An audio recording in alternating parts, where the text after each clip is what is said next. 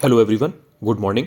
देखिए, मेरे पास बहुत टाइम से काफ़ी मैसेजेस आ रहे थे कि आर ओ या 2023 के प्रीलिम्स के लिए रीजनिंग को कैसे तैयार किया जाए। देखिए, रीजनिंग एक बहुत ही इंपॉर्टेंट सेक्शन होता है आर ओ या 2023 के प्रीलिम्स को निकालने के लिए। क्यों? क्योंकि इसके जो क्वेश्चंस आते हैं वो इतने ज़्यादा टफ भी नहीं होते और इतने ज़्यादा ईजी भी नहीं होते हैं। ठीक ठाक होते हैं। अगर आपने थोड़ा बहुत भी प्रैक्टिस कर रखी है तो उस टाइम पर जब क्वेश्चन आते हैं तो आपके दिमाग में जो लॉजिक लगा होता है उस क्वेश्चन में, या जो कुछ कुछ बेसिक ट्रिक्स वगैरह होती हैं, वो आप आराम से लगा ले जाते हो उनको, एंड कम समय में क्वेश्चन को सही कर ले जाते हो। इन कंपेरिजन टू जीएस या हिंदी, थोड़ा सा इसमें टाइम टेकिंग कम होता है।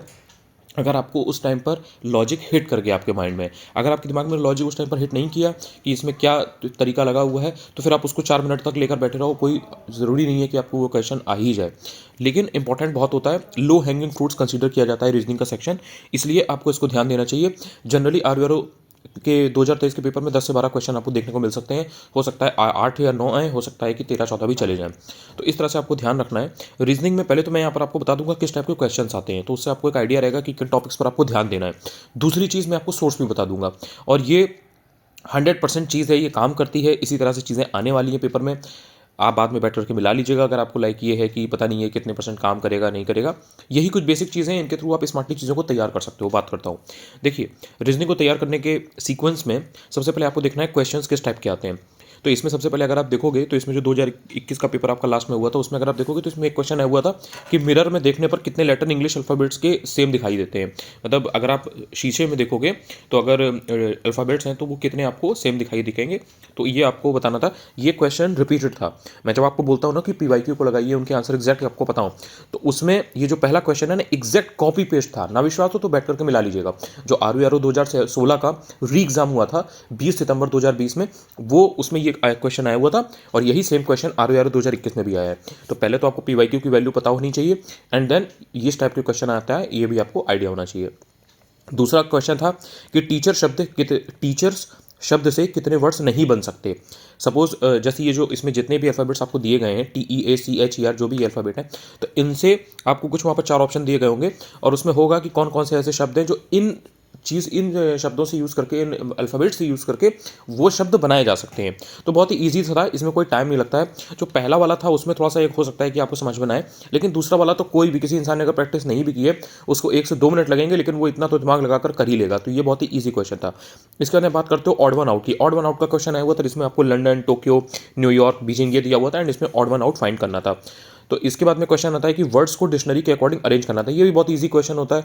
अगर आपने कोई रीजनिंग की प्रैक्टिस नहीं भी कर रखी है, फिर भी आप कर सकते हो। क्यों? क्योंकि इसमें बेसिकली जिस तरह से डिक्शनरी में चीज़ें क्रम से होती है ना, बस उसी तरह से लगानी होती है कि ए के बाद बी आएगा, फिर सी आएगा, फिर डी आएगा, फिर ई आएगा। तो जो 4 शब्द आपको दिए गए होते हैं, जो वर्ड्स दिए गए होते हैं, उनको आपको एक ऑर्डर में अरेंज करना होता है। तो ये क्वेश्चन आया हुआ था। इसके बाद में मैंने आपको बता रखा है कि देखिए, मिसिंग नंबर सीरीज वाला क्वेश्चन आता है, मैट्रिक्स वाला, कि ऐसे करके आपको ये एक स्क्वायर या रेक्टेंगल दिया होगा, इसमें इस तरह से बीच में ये लाइन होती है, और यहाँ पर आप नंबर्स लिखे होंगे। एक नंबर इसमें आपको फाइंड करना होगा कि उसमें क्या लॉजिक या जो नंबर है वो हिट हुआ है क्या है, तो उसमें तरीका लगा है। तो ये इस टाइप का क्वेश्चन आता ही आता है। तो इस टाइप के क्वेश्चन आपको प्रैक्टिस करने हैं। देन उसके बाद में एक क्वेश्चन ये आया था, ये भी बहुत ईजी था। इसमें भी आपको 1 से 2 मिनट लगेंगे, लेकिन आप कर ही ले जाओगे, भले ही आपने कभी रीजनिंग की प्रैक्टिस ना की हो। क्या था इसमें? सीक्वेंस में कितने ऐसे 3 हैं ये बताना था, जिनके पहले ना तो 6 हो, ना ही बाद में उनके 9 हो। ठीक है, तो ये क्वेश्चन बहुत बेसिक था। इसके बाद में रॉन्ग नंबर सीरीज हमेशा पूछी जाती है, तो इसमें रॉन्ग नंबर सीरीज जो है वो देखना था। फिर जो क्वेश्चन आए हुए थे उसमें ये था कि जो इलेक्ट्रिसिटी है वायर से रिलेटेड है। ठीक है, जैसे जो वायर है उसमें इलेक्ट्रिसिटी फ्लो होती है, तो पाइप में वाटर फ्लो होता है। तो ये क्वेश्चन इस टाइप के जो एसोसिएशन वाले होते हैं ना, कि किसका किससे संबंध है, इस टाइप के क्वेश्चन आते हैं, तो आपको ध्यान रखना है। ऑड वन आउट का एक और क्वेश्चन था, जिसमें डायरेक्शन हो गया, कंपास हो गया, नीडल हो गया, मैग्नेट हो गया, ये दिया हुआ था, एंड इसमें आपको odd one out find out करना था।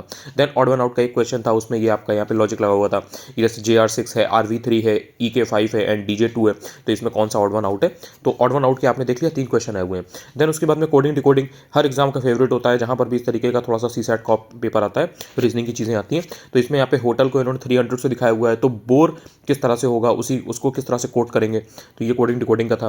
देन उसके बाद में ये जो एक इस तरीके का क्वेश्चन जरूर आता है जनरली, कि स्क्वायर और ट्रायंगल काउंट करने होते हैं, बैठ करके आपको दे दिया कि गिनो इसको। तो इसमें एक वैसे तो तरीका भी होता है, ट्रिक होती है, उसके थ्रू भी आप डायरेक्टली काउंट कर सकते हो कि अच्छा ठीक है, इसमें ये जो आकृति है, ये जो फिगर है, इसमें कितने ट्रायंगल हैं या कितने स्क्वायर है।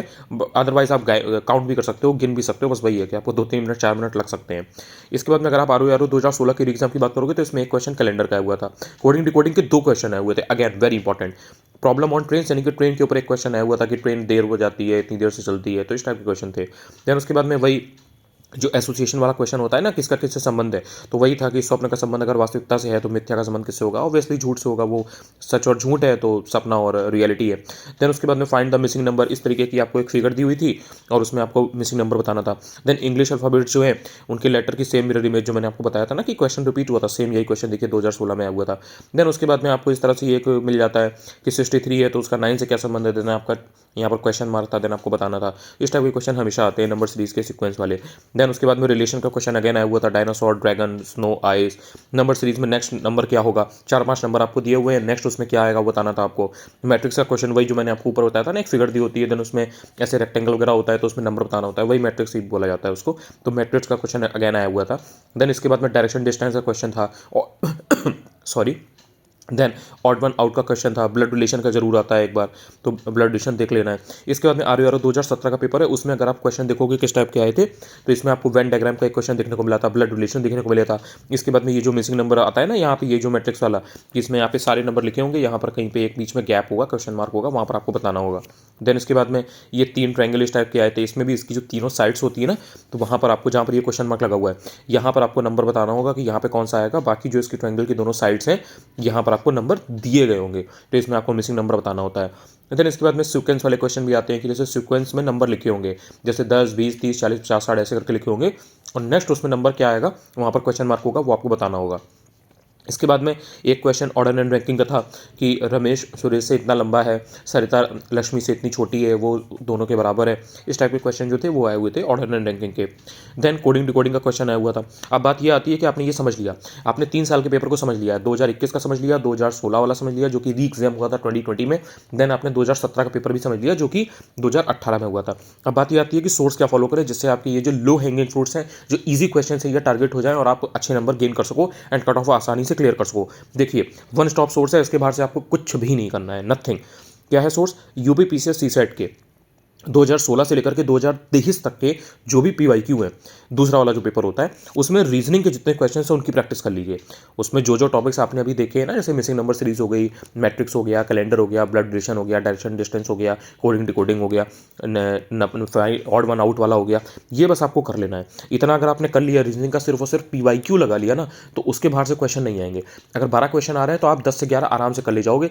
1-2 क्वेश्चन हो सकते हैं जो एकदम रैंडम हो, आपका उस समय आपका दिमाग काम ना करे, आपके दिमाग में वो लॉजिक हिट ना करे कि इसमें क्या तरीका लगा करके क्वेश्चन सॉल्व होगा, लेकिन बाकी के क्वेश्चन आप कर ले जाओगे। बाकी बहुत सारे लोग ये परेशान रहते हैं कि मैथ को कैसे टैकल करें, मैथ को कैसे टैकल करें। देखिए मैथ अगर आपकी अच्छी है तो आप ऐसे भी कर ले जाएंगे, उसके लिए कोई आपको बहुत एडिशनल पढ़ने की जरूरत नहीं है। और अगर मैथ आपकी वीक है तो आप रीजनिंग पर फोकस करें। मैथ के बहुत ज़्यादा क्वेश्चन नहीं आते हैं, रीजनिंग के थोड़ा ज़्यादा आते हैं, जनरल मेंटल एबिलिटी बेसिकली आती है। तो अगर आपको वहाँ पर आ जाता है तो ठीक है, वरना मैथ वाले स्किप कर दीजिएगा, लेकिन रीजनिंग वाले कर लीजिएगा। और रीजनिंग के ही ज़्यादा होंगे तो आपको कोई प्रॉब्लम होगी नहीं। आई होप कि इस वीडियो से आपको थोड़ा हेल्प मिलेगी। अगर आप चैनल पर नए हो तो चाहें तो चैनल को सब्सक्राइब भी कर सकते हैं, शेयर जरूर करें अगर वीडियो से आपको हेल्प मिला करे। Thank you so much. Telegram channel है अनुज चतुर्वेदी यूपीपीएससी, वहाँ पर मैं बहुत सारी चीज़ें डालता रहता हूँ, तो आप उसको ज्वाइन कर लीजिए, तो आपको वहाँ पर जो भी PDF वगैरह जो भी मैं शेयर करता हूँ सब मिलता रहेगा। काफ़ी कैंडिडेट्स हैं, बाद में वो पूछते हैं पर्सनली कि सर मुझे ये वाले नोट्स दे दीजिए, ये चीज़ दे दीजिए, तो फिर बाद में सबको अकेले भेजना पॉसिबल नहीं हो पाता है। तो अगर आपने टेलीग्राम ज्वाइन कर रखा होगा तो वो सारी चीज़ें आप वहाँ से अपने आप ही डाउनलोड करते रहोगे, क्योंकि वहाँ पर मैं फ्रीली बहुत सारी चीज़ें डालता रहता हूँ डे टू डे बेसिस पे। Thank you so much.